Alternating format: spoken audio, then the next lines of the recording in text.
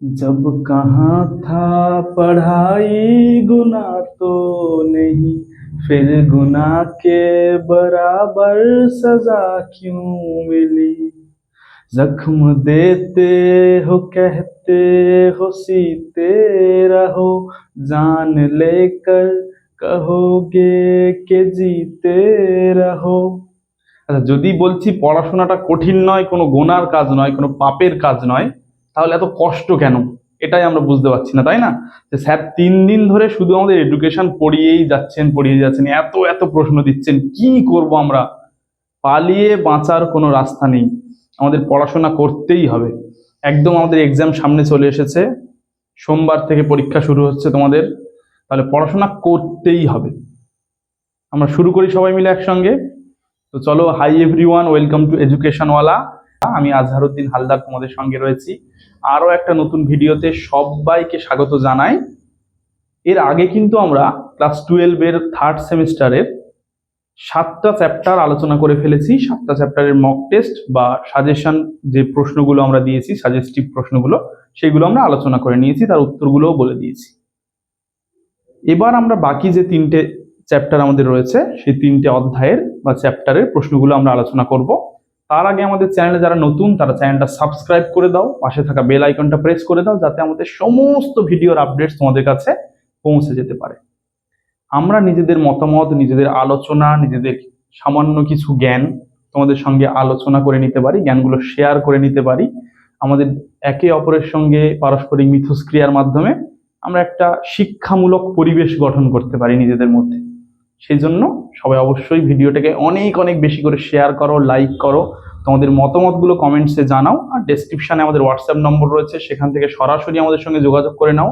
এছাড়া আমাদের Facebook channel, Instagram চ্যানেলেরও link দেওয়া রয়েছে, সেগুলোতে জয়েন হয়ে যাও চটপট করে। টেলিগ্রাম চ্যানেলেও জয়েন করতে পারো, সেখানে আমরা বিভিন্ন কোশ্চেন অ্যান্সার দিয়ে থাকি, সেগুলো তোমরা প্র্যাকটিস করো।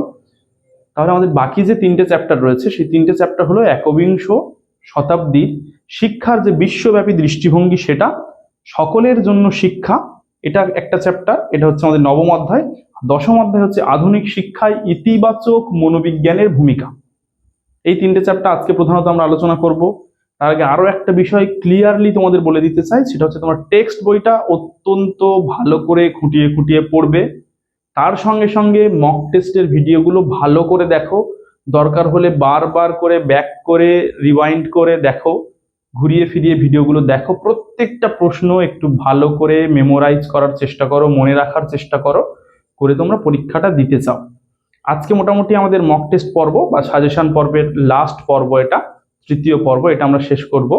তারপরে পরবর্তীতে আমরা কিভাবে তোমরা অবজেক্টিভ টাইপ প্রশ্ন বা এমসিকিউ প্রশ্ন সহজে অ্যাটেন্ড করতে পারবে, বা না জানা কিছু প্রশ্ন এলেও সেগুলো আমরা কিভাবে অ্যাটেন্ড করতে পারবো, সেই নিয়ে কিছু ট্রিক্স সংক্রান্ত ভিডিও আমরা পরবর্তীতে নিয়ে আসবো। তোমরা সেগুলো একটু মনোযোগ সহকারে দেখে নেবে। তাহলে আর কথা না বাড়িয়ে আমরা সরাসরি প্রশ্ন উত্তর পর্বের দিকে চলে যাই।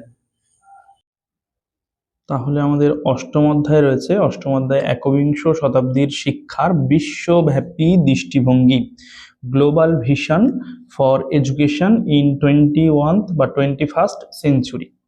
ঠিক আছে, সেখানে প্রথম প্রশ্ন আমাদের রয়েছে, ডাকার সম্মেলন কবে অনুষ্ঠিত হয়েছিল? উত্তরটা হয়ে যাবে কিন্তু অপশন সি, 2000 সালে। অপশন সি, 2000 সালে। পরবর্তী প্রশ্ন আমাদের রয়েছে, 2000 খ্রিস্টাব্দে ডাকার সম্মেলনের আলোচ্য বিষয় কি ছিল?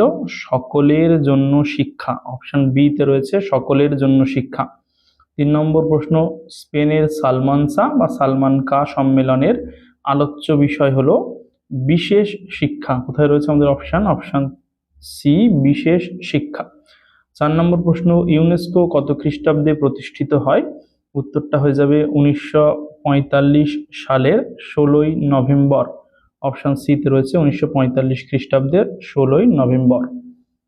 পরবর্তী প্রশ্নে চলে যাব আমরা। 5 নম্বর প্রশ্ন, ইউনেস্কোর কার্যালয়টি কোথায় অবস্থিত? ইউনেস্কোর কার্যালয় কিন্তু অবস্থিত রয়েছে আমাদের ফ্রান্সের প্যারিস শহরে। ফ্রান্সের প্যারিস শহরে রয়েছে ইউনেস্কোর কার্যালয়। তারপরে প্রশ্ন, স্ট্যাপ অ্যান্ড কক্স এর পরিবেশ শিক্ষার 5টি ধারার উল্লেখ নম্বর প্রশ্ন হয়ে যাবে, উত্তরটা হয়ে যাবে বাস্তুতন্ত্র। 5টি ধারণা উল্লেখ হচ্ছে বাস্তুতন্ত্র। অপশন সি তে রয়েছে বাস্তুতন্ত্র। পরবর্তী প্রশ্ন 7 নম্বর প্রশ্ন, 1996 বা 1996 খ্রিস্টাব্দে শিক্ষা সম্মেলন আয়োজিত হয়েছিল। উত্তর হয়ে যাবে অপশন এ প্যারিসে। প্যারিসে। এখানে কিন্তু অপশন বি তে ফ্রান্স ছিল, কিন্তু এক্সাক্ট জায়গাটার নাম যেহেতু প্যারিস উল্লেখ করা আছে, তাহলে কিন্তু আমরা প্যারিসে টিক মেরে দেব। যার নেতৃত্বে শিক্ষা সম্মেলন আয়োজিত হয়েছিল তার নাম কিন্তু জ্যাক্স ডেলর্স। ডেলর্স কমিশনের সভাপতি জ্যাক্স ডেলর্স। পরবর্তী প্রশ্নে আমরা চলে যাব 9 নম্বর প্রশ্ন। কমিশন শিক্ষার কয়টি স্তম্ভের কথা বলেছে? এখানে কমিশন বলতে ডেলর্স কমিশন শিক্ষার কয়টি স্তম্ভের কথা বলেছে? উত্তর কিন্তু হয়ে যাবে 4টি স্তম্ভের কথা বলেছে। ডেলর্স কমিশনে কিন্তু 4টি স্তম্ভের কথা বলা হয়। কি কি স্তম্ভ ছিল? জানার জন্য শিক্ষা, কর্মের জন্য শিক্ষা, মানুষ হওয়ার জন্য শিক্ষা, আর একত্রে বসবাস করার জন্য শিক্ষা। 10 নম্বর প্রশ্ন, প্রকৃত অর্থে মানব সম্পদ হলো আদর্শ নাগরিক। অপশন সি তে রয়েছে আদর্শ নাগরিক। পরবর্তী প্রশ্নে আমরা চলে যাব 11 নম্বর প্রশ্ন, সমাজবিজ্ঞানীদের মতে প্রকৃত মানুষ হলো সামাজিক সঙ্গতি বিধানে সক্ষম। তাহলে অপশন এ তে রয়েছে আমাদের সামাজিক সঙ্গতি বিধানে সক্ষম। 12 নম্বর প্রশ্ন, কোন কমিশনে বি কোর্সের কথা বলা হয়েছে? এটা কিন্তু উত্তর হয়ে যাবে হান্টার কমিশন। হান্টার কমিশনে কিন্তু বি কোর্সের কথা বলা হয়েছিল। পরবর্তী প্রশ্ন, ইএফএ এর সম্পূর্ণ নাম কি? উত্তরটা হয়ে যাবে education for all. Education for all কোথায় রয়েছে আমরা একটু দেখে নেব। আচ্ছা, এডুকেশন ফর অল। আচ্ছা, এখানে আমাদের ভুলবশত দুটো অপশানে রয়েছে, অপশন বি আর অপশন ডি। তাহলে উত্তরটা হয়ে যাবে অপশন বি বা option D, education for all. 14 নম্বর প্রশ্ন, জানার জন্য শিক্ষার উপাদান।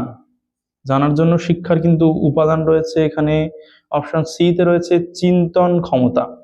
15 নম্বর প্রশ্ন, একত্রে বসবাসের শিক্ষা বলতে বোঝায় শান্তিপূর্ণ সহাবস্থান।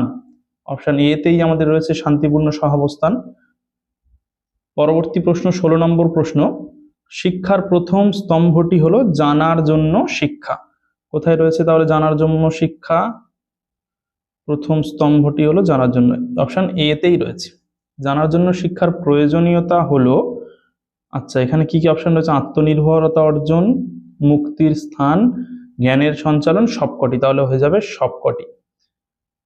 18 নম্বর প্রশ্ন রয়েছে শিক্ষার শেষ স্তম্ভ, কিন্তু এটা উত্তর হয়ে যাবে মানুষ হওয়ার জন্য শিক্ষা, যেটা রয়েছে অপশন বি তে।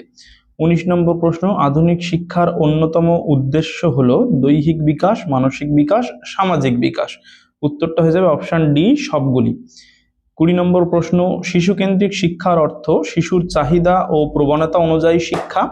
বি তে রয়েছে শিশুর চাহিদা ও মনন অনুযায়ী শিক্ষা। সি তে রয়েছে এ ও বি উভয়, ডি তে রয়েছে কোনোটি নয়। তাহলে সঠিক উত্তর হয়ে যাবে এ ও বি উভয়। এবার আমরা চলে যাব পরবর্তী অধ্যায়ে।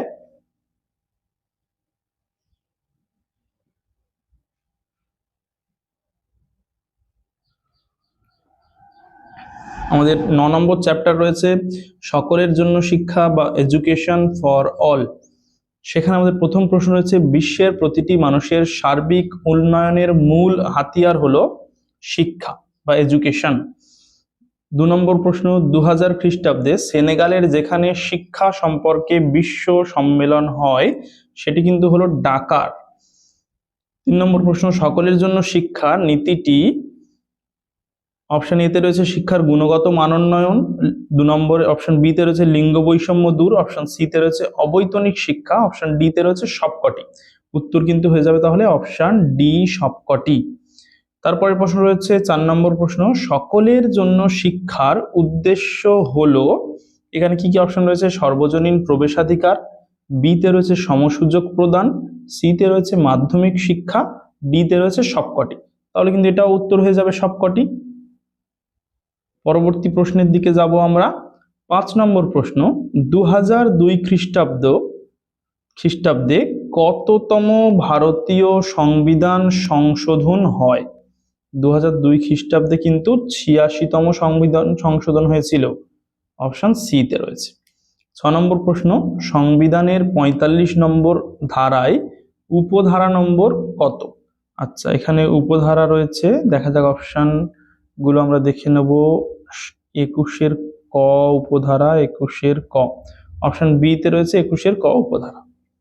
আচ্ছা, ৭ নম্বর প্রশ্ন, সর্বজনীন শিক্ষার অর্থ কি কি রয়েছে? শৈশবের জন্য শিক্ষা, সাম্যের জন্য শিক্ষা, সকলের জন্য শিক্ষা, কোনোটি নয়। এটা অবশ্যই উত্তর হয়ে যাচ্ছে সকলের জন্য শিক্ষা, অত্যন্ত সহজ একটা প্রশ্ন।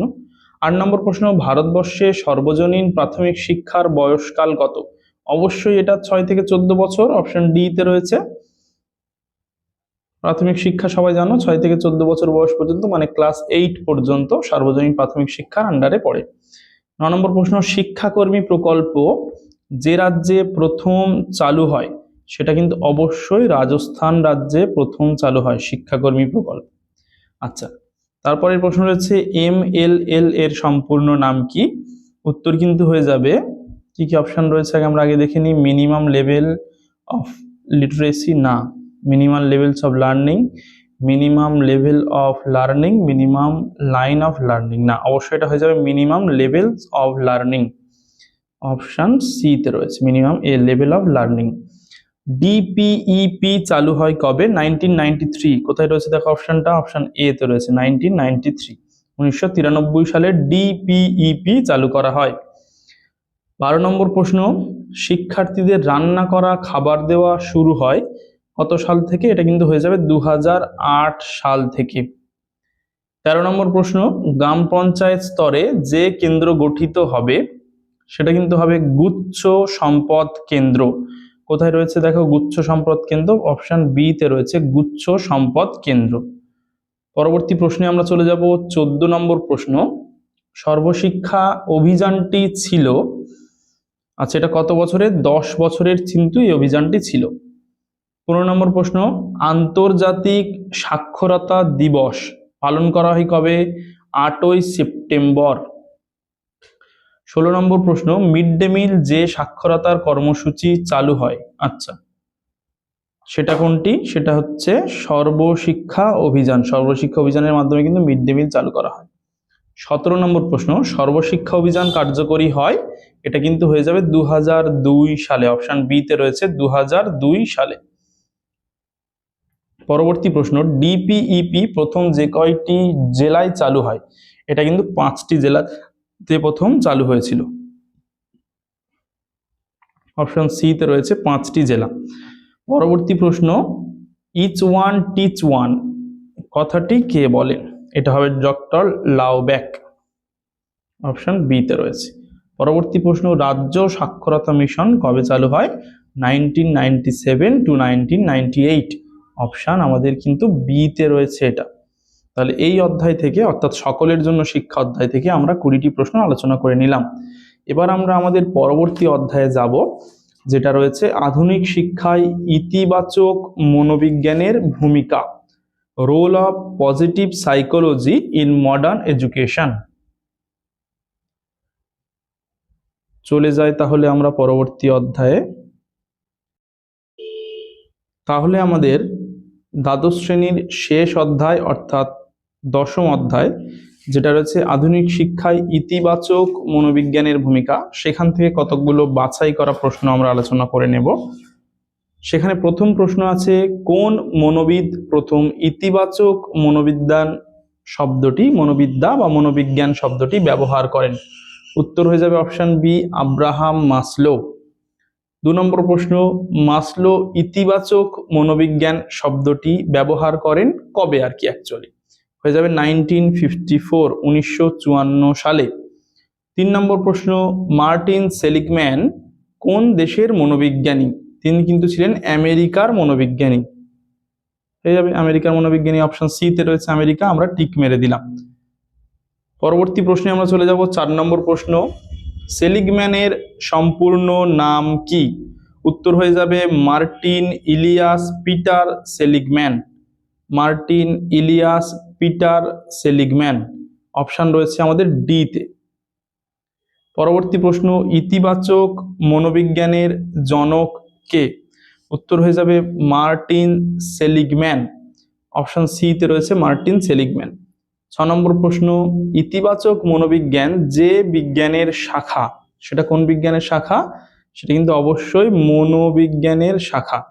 7 নম্বর প্রশ্ন, 1999 খ্রিস্টাব্দে ইতিবাচক মনোবিজ্ঞান প্রথম অনুষ্ঠিত হয়, মানে ইতিবাচক মনোবিজ্ঞানের সভা প্রথম অনুষ্ঠিত হয় অবশ্যই কিন্তু লিঙ্কন শহরে।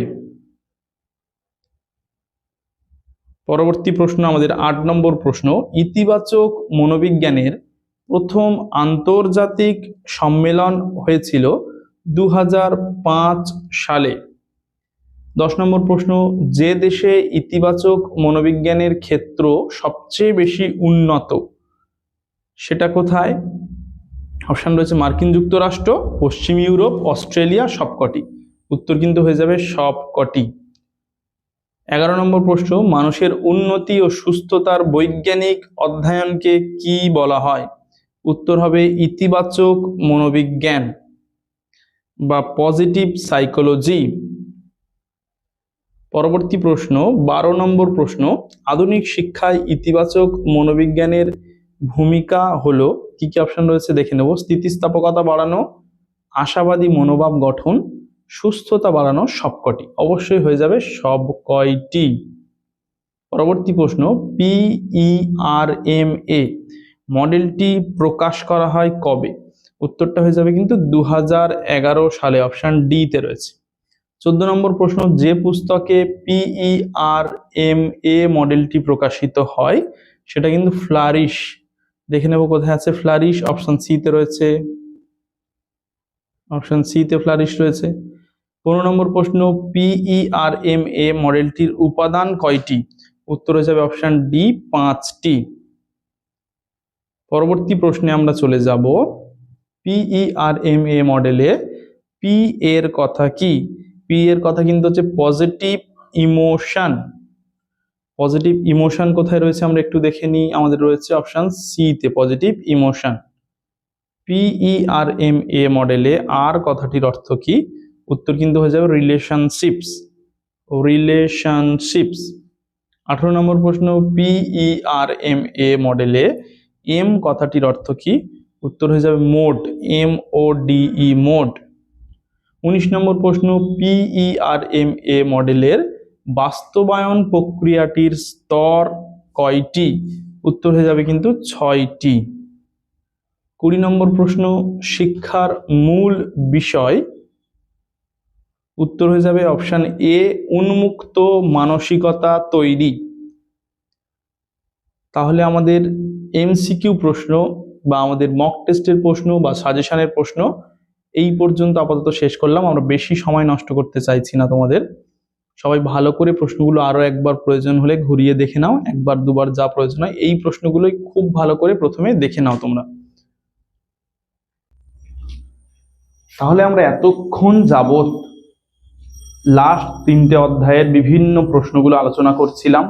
আমাদের পক্ষ থেকে যে সমস্ত প্রশ্ন অত্যন্ত গুরুত্বপূর্ণ মনে হয়েছে আমরা সেগুলোকে এই মক টেস্ট বা সাজেশন ভিডিওতে রাখার চেষ্টা করেছি। তোমাদের জন্য আমরা বিভিন্ন লেখকের বই থেকে প্রশ্ন উত্তর দেখেছি, পর্ষদের নমুনা প্রশ্ন দেখেছি, ABTA টেস্ট পেপার দেখেছি, প্রশ্নবিচিত্রা দেখেছি। সেখান থেকে আমাদের মনে হয়েছে যে সমস্ত প্রশ্ন অত্যন্ত গুরুত্বপূর্ণ আমরা সেগুলোকে কিন্তু মক টেস্টে রাখার চেষ্টা করেছি। এই প্রশ্নগুলো দেখার পাশাপাশি তোমরা টেক্সট বইটা দেখে খুব ভালো করে পরীক্ষা দিতে যাও। আশা করছি তোমাদের পরীক্ষা ভালো হবেই হবেই হবেই একদম, কারণ আমার বিশ্বাস আছে তোমরা অত্যন্ত ভালো রেজাল্ট করবে। এই যে ব্যাপারটা আমি বললাম বিশ্বাস, এটা কিন্তু তোমাদের নিজেদের উপর নিজেদের বিশ্বাস করতে হবে। আমি জানি তোমরা সবাই পারবে, 100% পারবে। সেই জন্য নিজেকে নিংড়ে দাও। এই কটা দিন, যে কটা দিন পরীক্ষার বাকি রয়েছে বা পরীক্ষার সময় মাঝে মাঝে তোমরা যে সময়গুলো পাচ্ছ, চুটিয়ে পড়াশোনা করো। অন্য কারোর দিকে ভাবার কোনো প্রয়োজন নেই। অন্য বন্ধু বান্ধবী কতক্ষণ পড়ছে, আমাদের ক্ষেত্রে এক্সাম সাইকোলজি এইটাই বলে যে পরীক্ষার সময় আমরা নিজের পড়ার থেকে অন্যজনের খবর নিই। ভাই তুই কতক্ষণ পড়ছিস, কিভাবে পড়ছিস, কিচ্ছু জানার আর প্রয়োজন নেই। তুমি শুধুমাত্র নিজের পড়াশোনাটা দেখো, নিজের কাছে যে সমস্ত সামগ্রী রয়েছে সেইগুলো দেখে নাও। আশা করছি তোমার ভালো পরীক্ষা হবে। অন্য কারোর দিকে দেখার প্রয়োজন নেই। যা হবে এক্সাম হলে গিয়ে দেখা যাবে। বাড়িতে যতক্ষণ সময় পাচ্ছ পুরোপুরি সময়টা কাজে লাগাও, টার্গেট করে নাও যে তুমি এই 2 ঘন্টা এই বিষয়গুলো পড়বে বা এই টপিকগুলো এই চ্যাপ্টারগুলো পড়বে, তারপর 1 ঘন্টা বা এইভাবে কেটে কেটে কেটে কেটে ভাগ করে নাও। খাওয়া দাওয়া একটু কমিয়ে দিতে হবে, ঘুম বা অন্যান্য সময় দেওয়া, মোবাইল ফোনেও খুব বেশি সময় দেওয়া যাবে না, শুধুমাত্র পড়ে যাও এই কটা দিন, পড়াশোনা করে নিয়ে থার্ড সেমিস্টারটা পার করো, তারপর আবার কিছুদিন সময় পাবে, তখন ভালো করে বন্ধু বান্ধবদের সঙ্গে গল্প করে নেবে। তোমাদের কাছে রিকোয়েস্ট রইলো, সবাই খুব ভালো করে পড়াশোনা করবে, ফাটিয়ে পরীক্ষা দেবে একদম। এডুকেশন বিষয়ে কেমন পরীক্ষা হচ্ছে, কোথায় কোথায় সমস্যা হয়েছে, পরীক্ষার পরে সেগুলোকে আমাদের অবশ্যই জানাবে। তার জন্য ডেসক্রিপশন বক্সে আমাদের হোয়াটসঅ্যাপ নম্বর রয়েছে, Facebook channel, Instagram channel, Telegram চ্যানেলেরও লিঙ্ক দেওয়া রয়েছে, সেখানে তোমরা জয়েন করে যাও। সেখানে আমরা নিজেদের মধ্যে 1:1 বা সবাই মিলে আলোচনা করে নেব, একটা গুগল মিটের মাধ্যমে হোক বা লাইভ ক্লাসের মাধ্যমে হোক আমরা আলোচনা করে নেব। পরবর্তী সেমিস্টারে তোমাদের ডেসক্রিপটিভ টাইপ প্রশ্ন রয়েছে, সেখানে কিন্তু আমরা প্রতিটা চ্যাপ্টার ধরে ধরে তোমাদেরকে বোঝানোর চেষ্টা করব, নোটস প্রোভাইড করব, সমস্ত কিছু সুযোগ সুবিধা দেওয়ার চেষ্টা করব। এই সেমিস্টারটা তোমরা নিজেদের মতো করে খুব ভালো করে পরীক্ষা দিয়ে দাও। তাহলে দেখা হচ্ছে পরবর্তী ভিডিওতে। সবাইকে পরীক্ষার জন্য আগাম শুভেচ্ছা রইল। All the best. আমি জানি তোমরা পারবে, শুধু নিজের উপর বিশ্বাস রেখে পরীক্ষা দিতে চলে যাও। অবশ্যই ভালো পরীক্ষা হবে, আর অবশ্যই কার কেমন পরীক্ষা হয়েছে সেটা কিন্তু জানাতে ভুলবে না। সবাই ভালো থেকো, সুস্থ থেকো, সাবধানে থেকো। Thank you and all the best.